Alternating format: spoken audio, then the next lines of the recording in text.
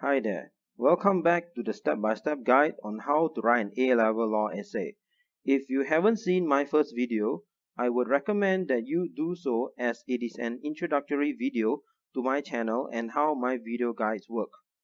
Before we begin, please note that this video guide will be most effective for you if you already have some basic knowledge of the relevant chapters that I will be discussing. As this is the second part of the video guide, I will be going through the whole written essay with you and then explain the workings as I go along.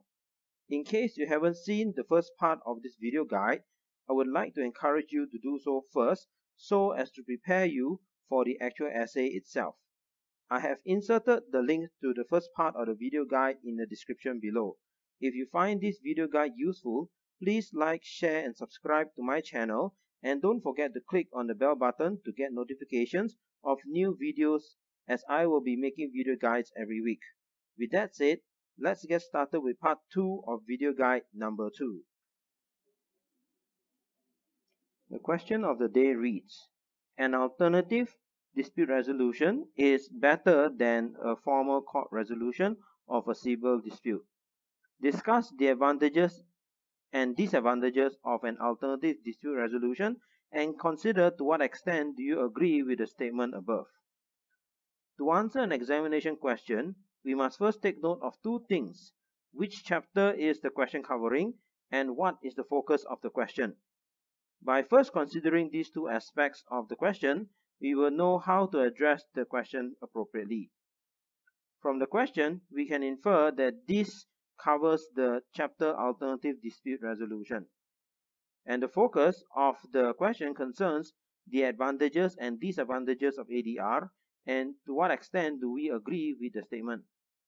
As per usual, a complete essay needs to be structured properly.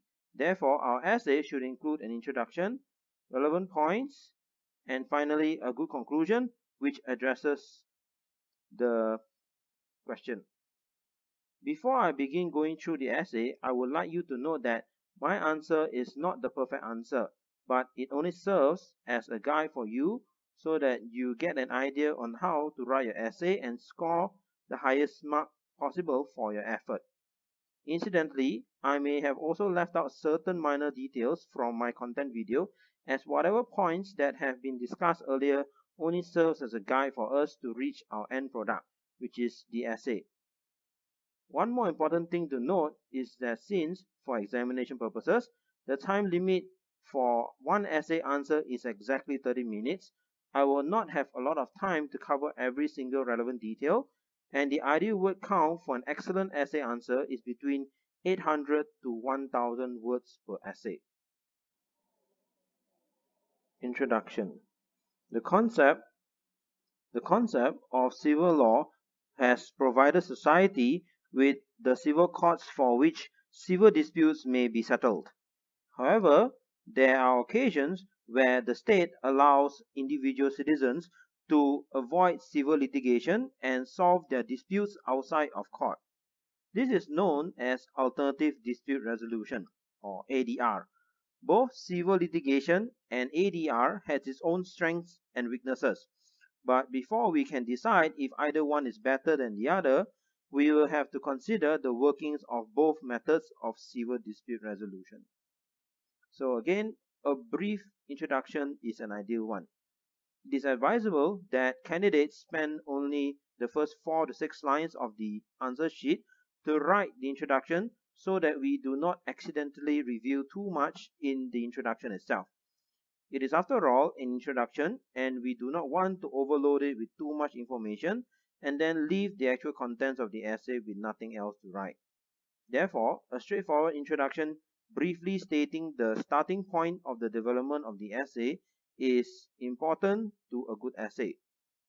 One thing to note here is that it is okay to use abbreviations and short terms for title concepts and case law after they have been cited for the first time in full, as can be seen here regarding the use of the abbreviation ADR. Point 1, Body Paragraph 1. The formal proceeding for dispute resolution in the court is one where both private individuals and businesses dread. All forms of civil complaint have to go through the civil justice system with procedures that are very formal and public. Because of such procedures, the trouble that litigants have to go through usually costs a lot of time and money for which they cannot, for certain, trade with its favorable outcome. Thus, the Wolf reforms came about in the 1990s to modernize the justice system with the Civil Procedure Rules, or CPR. The CPR improved access to justice by making proceedings cheaper, quicker, and less intimidating for non-lawyers so that self-representation can be practiced. One of the procedures provided by the CPR was to encourage ADR, where judges can stay court proceedings in favor of ADR or to decline a case should an arbitration agreement was put in place by disputing parties to resolve their issues. Body paragraph 1 is where we have to first emphasize on the workings of the civil justice system, some of its problems in the past, and how is it that reforms came about to improve on things. It is only then do we bridge the gap between what civil court proceeding is and how it then relates to ADR.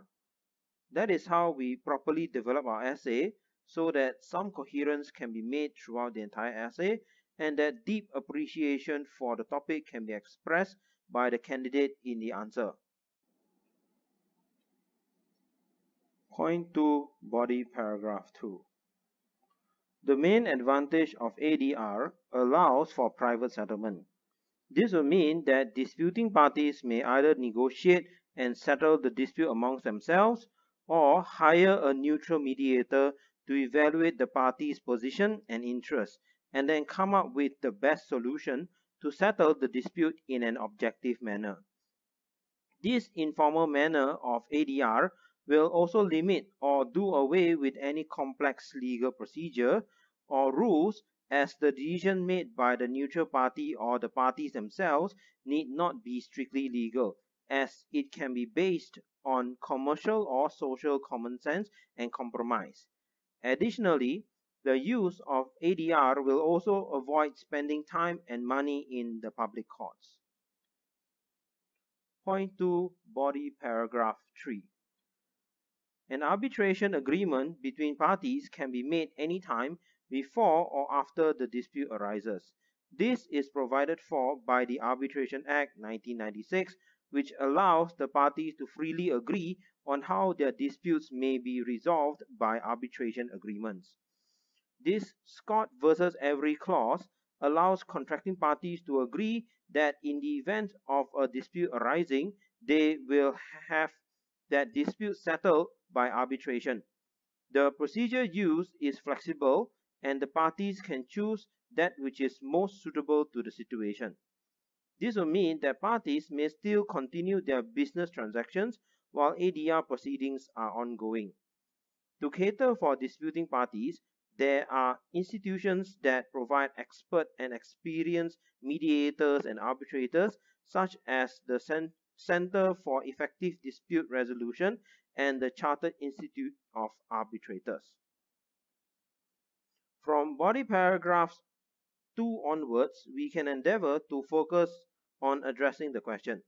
And from that point on, we can continue to list down and explain how is it that it can lead to many other advantages in the use of ADR.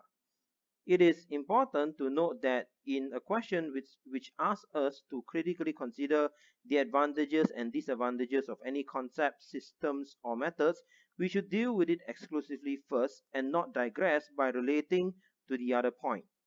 In this case, we'll be mixing up the advantages and disadvantages of ADR. The facts of a particular concept, principle, or method should be properly developed before we can see how this can be contrasted with the other related discussion. Point 3, paragraph 4. The main disadvantage of ADR is that there is no guarantee that the dispute will be resolved and that it may be brought to the courts. ADR will only work effectively if both parties can work together, and if both parties cannot compromise, ADR will become a waste of time and resources. This is especially so when ADR proceedings involve professional mediators and arbitrators who conduct proceedings on commercial disputes in a semi-formal way. Should parties decide to bring legal proceedings in the court whilst conducting ADR proceedings, the costs will increase exponentially, thereby making the option for ADR wholly uneconomical. Point 3, paragraph 5. Sometimes, an unexpected legal point may arise in a dispute. This problem will make it very unsuitable for non-lawyer arbitrators to make any decision, as this might prove redundant when Section 68 of the Arbitration Act 1996 allows a party to challenge the decision in court when there appears to be serious irregularities in the proceedings or on a point of law.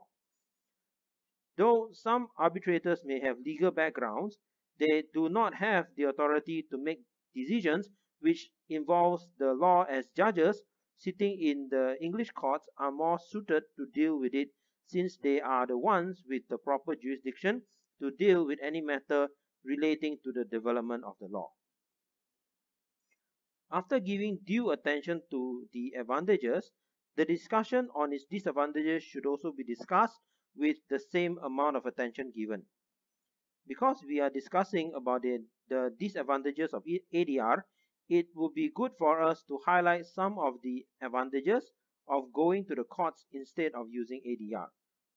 This is to show the reader or the examiner that we know how to use a contrasting point of view to justify our points in the essay. Point 4, body paragraph 6. Evaluation of the advantages and disadvantages should be done while considering the type of dispute that is arising. ADR should only be encouraged in minor disputes deserving quick and cheap resolution, sparing the courts from handling a simple case when they can settle more complex disputes involving points of law. Minor issues usually stem from domestic and social disputes, where the most suitable ADR would be direct negotiation or even mediation should it involve some complexity. If domestic or social disputes prove too much for mediators to handle, then this should have been identified from the beginning itself so that the court proceedings are opted for. Point 4, paragraph 7. For commercial and industrial disputes, formal arbitration should always be an option. The main reason for this is because disputing parties would most likely want to do business with each other and to solve their problems amicably where possible, as a total breakdown of business relationship will be bad for business. Since commercial arbitration allows flexibility in proceeding and business to continue as usual, there is no need to litigate, as litigation will bring more restrictions than ADR. Litigation should only be reserved for situations where there is a total breakdown of business relationship. As we are now addressing the second part of the question, we should briefly re-evaluate some of the most salient points, as seen above. With that, we can come up with our own solutions and recommendations. Conclusion. Both ADR and the civil court proceeding has its respective strengths and flaws. What is most important is that the parties to a dispute will have to decide for themselves what method best suits them to deal with the disputes that they are having. I believe that either way, their disputes will eventually be settled by going through one form of hassle or the other. The conclusion acts merely as an affirmation to what has been discussed, and so therefore no extra points that are not mentioned throughout the essay should be brought up at all. As the question only asks us to what extent do we agree with the statement above, it should be noted that what we conclude our essay with does not matter, as it all depends on which side of the argument we lean upon.